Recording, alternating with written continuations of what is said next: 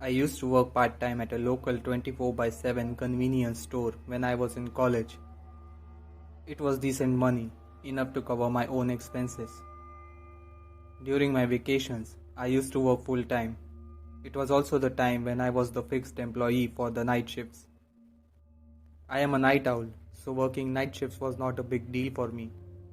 Plus, the store was a ghost town at night with only 2 or 3 customers coming at the most, so less people to worry about.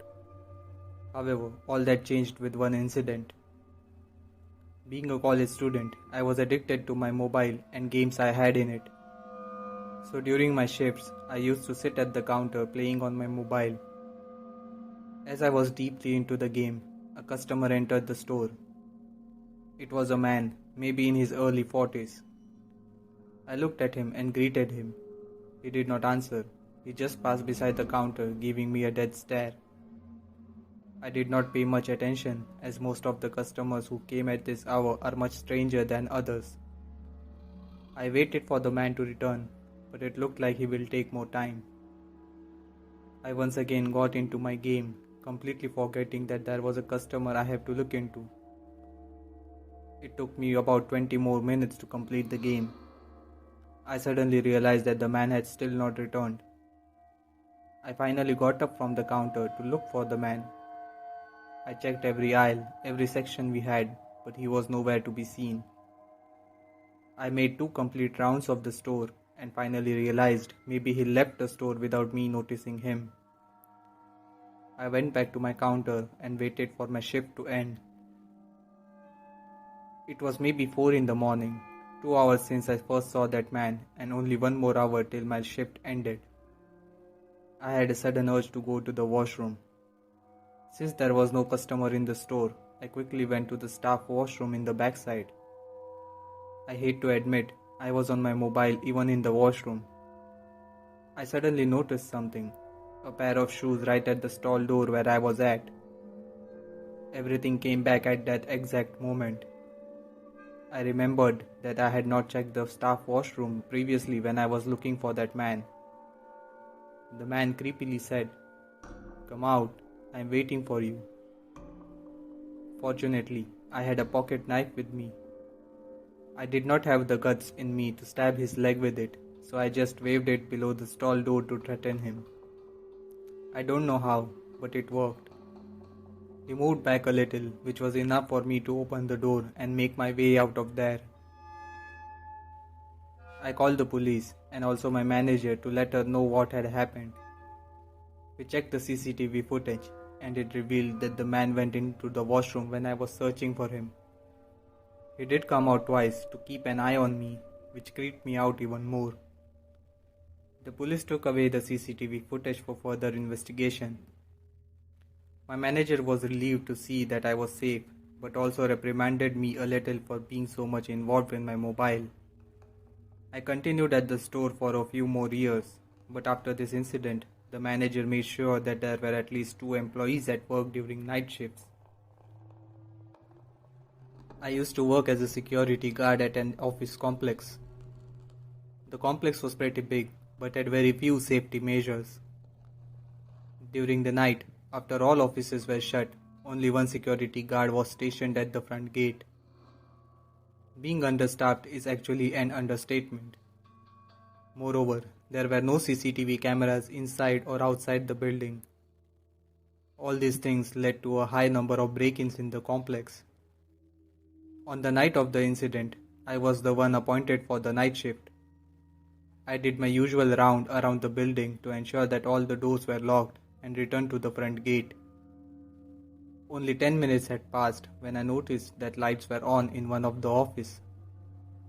I was about to get up and check when a man came at the window. I knew that there was no one working in that office at that time.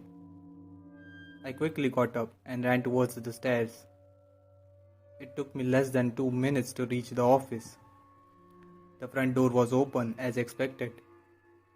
I went inside and saw that the lights were now turned off. The office was not very big, so I was done checking it quickly. I was relieved that nothing was stolen, but at the same time I was also confused. Where did that man go if he was not in the office where I just saw him a few minutes ago? I was lost in my thoughts when I looked down. That same man was standing at the front gate. I could see his face clearly now. He was also looking directly at me. He had a creepy smile on his face, which actually sent shivers down my spine. I once again ran towards the front gate, and as you would have guessed, the man was gone. I called the manager of the complex to let him know about the break-in. He told me that he would inform the police about it, and we hung up. I sat on my chair in my makeshift cabin and saw a piece of paper below the chair. I picked it up and my face turned white as I read it. It read, "Next time, I will take you with me." I cannot describe how scared I was my entire shift. I somehow waited till the morning to tell my manager about the threat. This time, the manager took the matter very seriously. The management finally agreed on ramping up the security and also installed CCTV cameras all around and inside the building. I did not wait around to see if it had any effect on the consistent break-ins. I immediately left the job as it was simply not worth it risking my life for it. This incident happened in 2013. I worked as a bus driver at that time. As is the case with many new drivers, I was always given one of the midnight intercity trips. I never had a problem with it, to be honest, as I did not have to deal with traffic and other related issues. The bus used to be almost full during the weekends, but on weekdays the situation used to be completely different. The route also passed through some dense forests and farmlands with crops spread across a few hundred acres. On the night of the incident, the bus was surprisingly empty. This was the first time it had happened, as even on the quietest of nights, we used to have at least 2 or 3 passengers. Nevertheless, we had to complete our journey as we did not have the option of turning back in such a case. The conductor was sitting on the first seat right beside me when we both spotted a man wearing a black hoodie and blue jeans standing at an upcoming stop. I stopped the bus to let the man in. His face was expressionless to say the least. Another weird thing was that he chose to sit on the last seat even though the entire bus was empty. Even my conductor pointed it out to me. I did not think much of it and we continued on the road. As we were on the outskirts of the city, we reached a stop which had a passenger waiting for us. The passenger was a regular one on this particular route. Even he had got to recognize us and he used to engage in small talks with us during the ride. As soon as he got in, he exclaimed, "Oh, so it's the entire bus for me tonight." I laughed and said, "Yes sir, only for you and that young man in there." He looked at me and then the conductor and asked, "Which young man?" The conductor turned and pointed his finger towards the last seat. Even I turned back, but was stunned when I saw no one in the bus. The conductor searched for him as I told the passenger about the man who had got on the bus earlier. It might sound funny now, but the conductor searched for him everywhere, even under the seats. There was no point in delaying the bus, so we continued on our journey. We completed that ride and the return trip without any further incident. I continued to be on that same trip for a few more months, but I never again came across that man who mysteriously disappeared.